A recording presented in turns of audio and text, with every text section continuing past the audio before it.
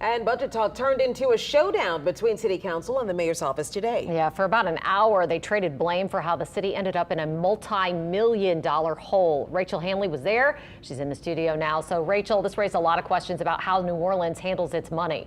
Yeah, I mean, we're talking about the two branches of our city's government, and in order for the city to spend within its means, they need to be talking to each other all year long.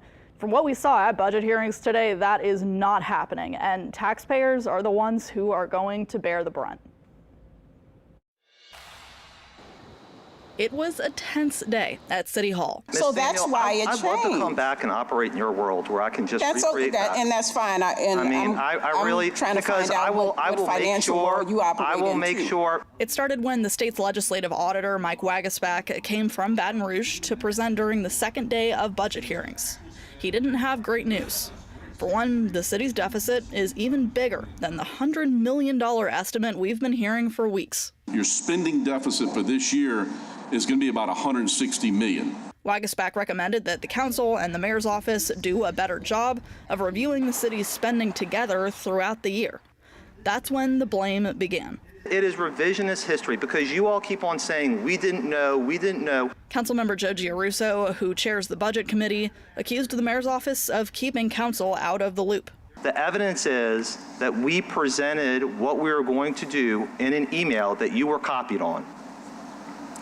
Tell me exactly what it is. I will tell you, we will get you the email. The mayor's office, represented by Chief Financial Officer Romy Schofield Samuel, denied the accusation.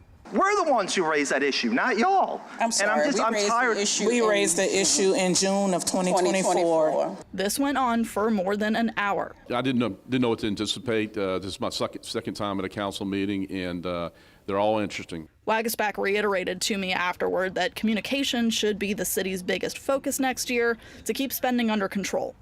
The bigger the deficit, the more cuts to things residents care about. There could be a decision to try to raise revenues. There could be some additional taxes coming, or they're going to have to curtail services. Budget hearings pick back up Wednesday morning, and council has to have next year's budget finalized by December 1st.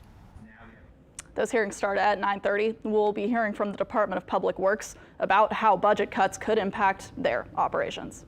All right, Rachel, well, given how strained these communications are, is anything being done to establish cooperation in the future for this process? Well, one thing that Wagasback suggested, and they seem to agree, is that everyone involved should be looking at the city's spending on a monthly basis. He also says those monthly reports should be more detailed.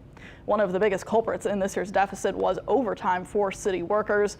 He says overtime pay should be separate from the total spending on those monthly reports, so city leaders know whether it needs to be reined in as it's happening, rather than being surprised at the end of the year as happened this time. Well, yeah, it seems like a big mess, at least right now. Thanks so much, Rachel.